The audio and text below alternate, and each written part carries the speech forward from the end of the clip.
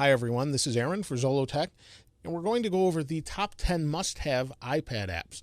These are apps based on the top downloaded apps and a few I threw in there just because I use them day to day and find them to be very good. The first app we'll go over is Flipboard. Now, if you haven't used Flipboard, I highly suggest it. It's a free app, and it takes all of your feeds and puts it in a nice magazine-style layout. You can see we have cover stories, Twitter, Engadget, Facebook.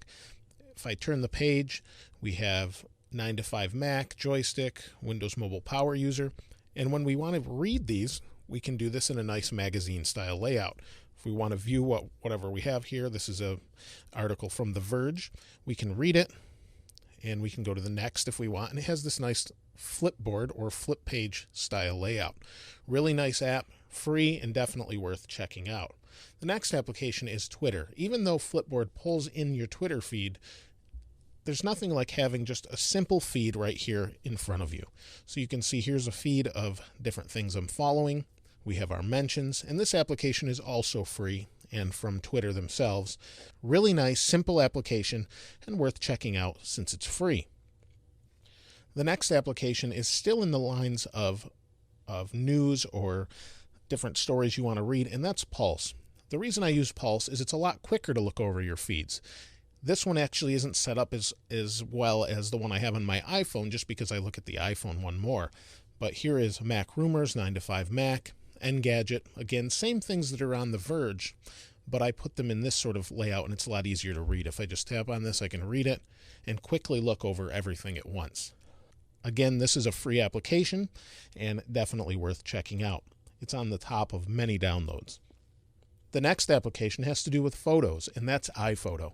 iPhoto is $4.99. It's a great application and allows you to organize your photos, edit your photos. If I go back here, we have our journals that I created, albums, photos. I have a bunch of photos I can scroll through. If I want to grab a photo, here's of my YouTube channel, an old snapshot. We have it here, and then I can edit that photo. I can open up my different palettes here. I can darken it, I can lighten it. I can darken just by going over the top of it. If I want to change it, I can soften it, I can repair it. We have a lot of different options in here, and we can change color and temperature or do it by itself, change it to black and white. It does a lot of really good things as far as photo editing in a very simple way. That application is made by Apple, and again, it's $4.99. The next app I would suggest is under Books. And while there is iBooks here, Amazon's Kindle app, to me, is probably the better one to get just because this is actually a programming book for iOS. But let's go back home here. There's a bunch of free books. This is from Amazon Kindle. It will work across an iPhone, a Windows phone, an Android phone. You name it, it works across it. There's a bunch of free books. There's really simple syncing mechanism that goes on behind called WhisperSync.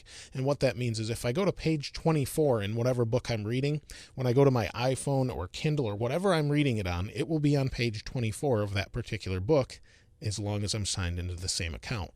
Again, another free app, but you do need to buy the books within it or download the free ones. The next application is for video watching, and that's Netflix. While I'm not going to go into Netflix, most people know what Netflix is. It's a free application, and as long as you have a Netflix account, the streaming is free, as long as you have the instant video. There's a few others in here I won't suggest, but you can see what I use from day to day. The next application I'd recommend is Pages. Pages is a word processing application for those of you that aren't familiar. It's made by Apple, and it's kind of a competitor to Word. It's not quite as powerful as Word, but does the job for the majority of things you're looking for. When it comes to different documents and you want to update something, you can just tap here. We'll open the document, and these are all synced on iCloud. So if you have a Mac or you have an iPhone with Pages on it, they'll all sync. As soon as you update one, it'll update everywhere else. All you have to do is tap here, and then you can just type. And if you want to type in landscape, you can do that. Or if you have a Bluetooth keyboard, you can do that as well, as long as it's synced. There's a lot of different options in here and things we can do with that. The application is really pretty good as long as you don't need to do serious formulas or things like that. It will do the majority of what you want. You can import pictures, you can paste them into place. You can use your location, which I don't want to do right now, but you can put charts in, all sorts of things. It's a really nice application, and for $10, you can't really beat it. The next application on the list is actually a game. I did another video similar to this, and a lot of people were a little disappointed that I left off games, but this time I thought I'd include a couple. My first and probably one of my favorite games is Ticket to Ride. Ticket to Ride is a really great game that is a kind of a train type game where you have to link a bunch of trains between different points on a map. I'm not going to go into all the details, but it's a great game and it's pretty inexpensive. It's around $5. You can play it online against many people. You can play it by yourself, or you can play it locally as well if you have a couple iPads, or between an iPad and an iPhone or iPod Touch. Really great game and not too expensive and a lot of fun. The other game I was going to recommend today is Field Runners 2. While it's technically an iPhone-only game, it works fine on an iPad. You can see again, it's zoomed in using 2x, but it works great and it looks great, and it's a tower defense game. I definitely recommend checking both of those out. This one was about $3, I believe, so pretty inexpensive.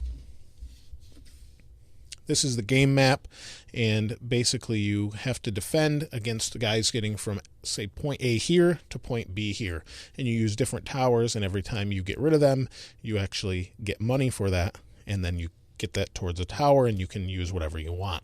The 10th and final application I wanted to go over or recommend is MoneyWiz. MoneyWiz helps you manage your finances, and I'm not going to go into great detail. It requires a lot of me blurring my money and finances out, but it allows you to go over your checkbook and manage all of your money in one simple app. It's really great, and I did a full video on it before of a review. I'll link it below in the description. There are a ton of applications I could recommend, and I have everything from iTunes U to the Bible to the remote for Apple TV to Google Plus to Audible to eBay. Tons of things I could have included, but really there's just not enough time or space to put all the really good applications. The top 10 I listed are really based on how many people download them and what seems to be most people's favorites on different websites that I could find as the top listed apps. So I put those together and then listed a couple of my own, such as Field Runners 2. I definitely recommend checking out the ones I've listed here. And if you have any suggestions for anyone that may not have any applications or maybe getting an iPad and they're looking for something to download, please put those in the comments below. I'm sure others watching this video will appreciate it. As always, thanks for watching. If you haven't subscribed already, please go ahead and do that. This is Aaron. I'll see you next time.